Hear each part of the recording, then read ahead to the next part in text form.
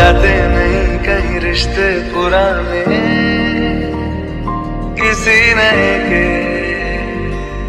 आ जाने से जाता हूँ मैं तो मुझे तू जाने दे क्यों परेशान है मेरे जाने से। এখন বাজে সকাল 10:30 আর দেখো সকাল সকাল চলে এসেছি বিউটি পার্লার। তো বৌদিকে বললাম যে আমার যেহেতু ডাস্কি স্কিন টোন, তো আমার স্কিন টোন ম্যাচ করে তুমি আমাকে হালকা একদম লাইট একটু মেকআপ করে দাও। তো বৌদি এর আগেও আমাকে অনেকবার সাজিয়েছে, বৌদি খুব সুন্দর সাজায়। তো দেখো বৌদি কিন্তু আমার মন মতন আমাকে সাজিয়ে দিচ্ছিল। আর এই শাড়িটা কিন্তু আমি এবার পুজোয় নিয়েছি, তো সেটা পরে নিয়েছি। না এখানে বসে আমার একটা ভিডিও করে দে, আমি তো ব্লগ বানাচ্ছি এখানে বসে। দেখো বন্ধুরা রেডি হয়ে গেছি এখন যেমন বান্ধবী মেয়ের অন্নপ্রাশনে। তো কেমন লাগছে অবশ্যই তোমরা কমেন্ট করে জানাবে কিন্তু, ঠিক আছে? এটা থেকে একটা এইভাবে পেতেছি। স্টেশন যাবে, স্টেশন স্টেশন।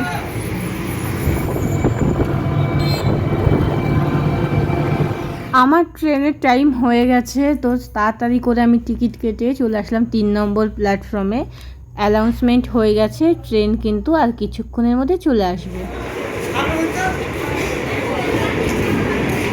সমুদ্রঘাট থেকে অম্বিকা কালনা কিন্তু মাত্র 3টে স্টেশন পরে।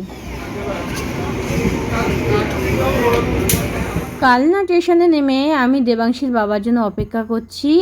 ও কালনা কোর্টে একটা অফিসিয়াল কাজের ব্যাপারে গেছে, ওর একটু আসতে লেট হচ্ছিল। আর আমার বান্ধবীর বাড়ি কিন্তু কালনা স্টেশনের খুব কাছে, খুব একটা দূরে না। আমি ফার্স্ট টাইম যাচ্ছি, এর আগে যাওয়া হয়নি। আর আমার বান্ধবী তো এখানে থাকেই না বেশি, এখন মেয়ে হওয়ার পরেই ও রয়েছে এখানে। এত দেরি কখন থেকে দাঁড়িয়ে আছি? 5 মিনিট দাঁড়িয়ে আছি। কত? 10 এর বেশি 15। না 15 হবে না 10। আজকের ওয়েদারটা খুব ভালো ছিল কিন্তু খুব রোদ ছিল, তো রাস্তায় আর ভিডিও করা হয়নি। চলে এসেছি বান্ধবীর বাড়ির সামনে। আর এই দেখো এখন ভেতরে যাচ্ছি। আর আমরা কিন্তু পুরো ঠিকঠাক টাইমেই এসেছিলাম, শুধুমাত্র ওর যে স্নান সেটাই মিস করেছি। হ্যাঁ হ্যাঁ বসছি।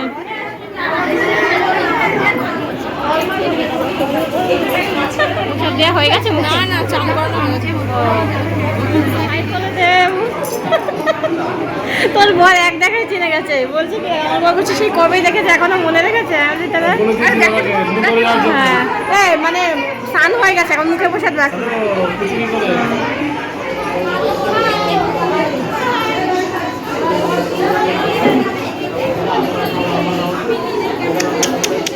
বান্ধবীর মেয়েকে দেখো আজকে আমি ফার্স্ট টাইম দেখলাম, আর তাই ওকে একটু কোলে নিয়ে আদর করছি। এত কিউট একটা সোনা, আদর না করে কি থাকা যায় বলো?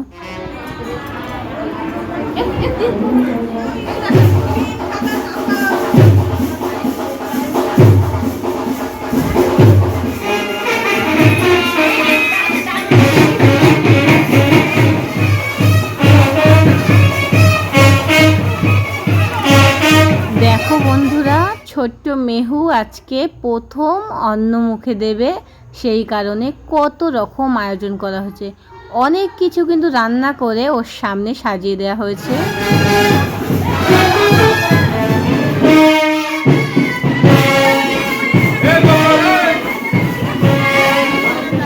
বকুল তুই দেখতে পারবি না, তোমাকে ঘরে চলে যেতে হবে। দেখো ছোট্ট সোনাকে তার মামা প্রথম মুখে ভাত দিয়ে দিল। আর ওর একটু ঘুমের ঝোঁক ছিল, সেই কারণে একটু কান্না করছিল। যেই ঘুমটা কেটে গেছে তখন কিন্তু চুপ হয়েছিল। আর এত লোকজন রয়েছে তারপরেও কিন্তু ও কান্না করেনি, ও শান্তভাবে রয়েছে। আর দেবাংশীর কথা আমার খুব মনে পড়ছিল। দেবাংশীকে কিন্তু ওর দাদু প্রথম মুখে প্রসাদ দিয়েছিল, কারণ ওর তো কোনো মামা ছিল না। অবশ্য আমি দেখিনি, কারণ মাকে তো দেখতে নেই।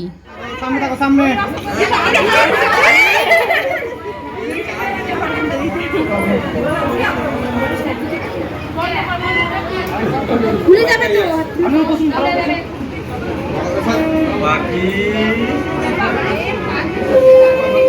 আমরা একটু দেরি করে এসেছিলাম, তাই ওর গায়ে হলুদ ছোঁয়ানোর রিচুয়ালটা স্কিপ করে গেছি। আর এইটা দেখো আর একটা রিচুয়াল, খাতা পেন টাকা কি তোলে।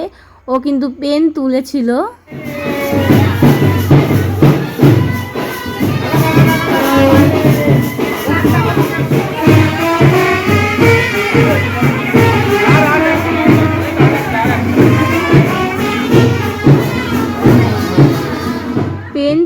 নাকি পড়াশোনায় ভালো হয়। দেখো রিচুয়াল হয়ে গেছে সব, এখন হবে একটু মা বাবার সাথে ফটোশ্যুট।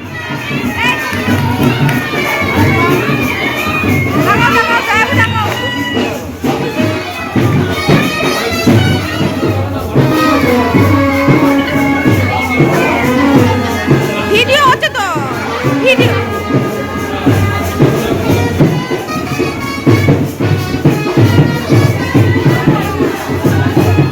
প্রায় 4-5 বছর হয়ে গেল, এতদিন পরে কিন্তু বান্ধবীর সাথে দেখা হয়েছে। তো দুজনে মিলে একটু ছবি তুলছিলাম আর পুরনো কথা মনে পড়ে গেল।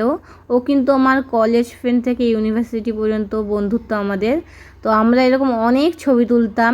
দেখতে দেখতে দুপুর এখন 2:30 আর বেশি বেজে গেছে। তো উপরে চলে যাচ্ছি খাওয়া দাওয়া করার জন্য। দেবাংশীকে আবার বাড়িতে রেখে এসেছি একা, তাই তাড়াতাড়ি যেতে হবে।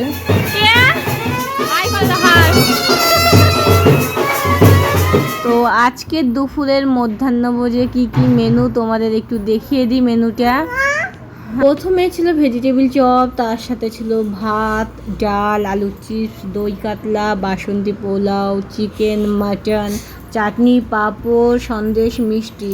আর প্রত্যেকটা রান্না এতটা নিখুঁত হয়েছে, মানে রান্নাতে তো কখনো কখনো একটু ঝাল বেশি, নুন কম, তেল বেশি এরকম হয়ে থাকে।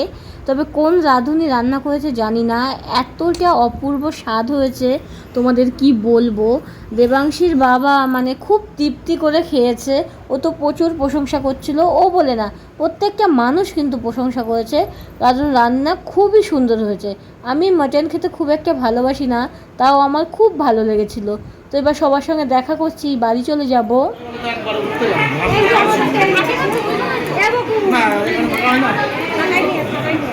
সবার সাথে দেখা করে কথা বলে এখন বেরিয়ে যাব। ব্লগটা শেষ করছি। খুব আনন্দ হলো, খুব অ্যারেঞ্জমেন্ট হয়েছে ভালো। আচ্ছা শান্তি মতন ভিডিও করেছি। মা ফোন করেছিল গুপ্তিপাড়া যেতে, বিরিয়ানি করেছে দেবাংশীর জন্য আনতে, দেখি যেতেও পারি নাও যেতে পারি। তো ব্লগটা শেষ করছি, বাই বাই। তো দেখো আমরা যাচ্ছিলাম গুপ্তিপাড়ায়, কারণ অম্বিকা কালনার থেকে আমাদের গুপ্তিপাড়া একটা স্টেশন। তো এখানে এসে হয়ে গেছে দেবাংশীর বাবার মোটরসাইকেলে টায়ার পাংচার। আর দেখো পাশে একটা সুন্দর ছিল পদ্মবিল, দূর থেকে ভালো বোঝা যাচ্ছিল না, তাই খুব একটা ভালো ভিডিও করতে পারিনি। তো পাংচার সারাতে অনেক টাইম লাগবে, তাই দেবাংশীর বাবা আমাকে বললো তুমি চলে যাও।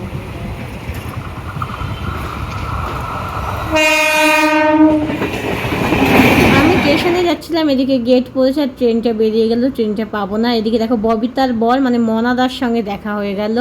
এখান থেকে আর কিছুটা দূরে গেলে আমার বাপের বাড়ি, যাই হোক যাওয়া তো আর হলো না। তো আমি স্টেশনে একা একা যাচ্ছি, আর দেবাংশীর কথা মনে পড়লো, তাই ওই জন্য একটা চিকেন বাড়া পাও নিয়ে নিলাম।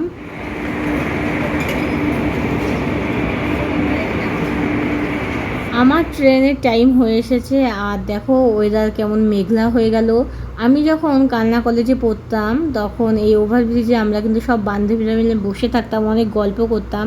সেই সব পুরনো স্মৃতিগুলো মনে পড়ে গেল অনেক দিন পর আবার।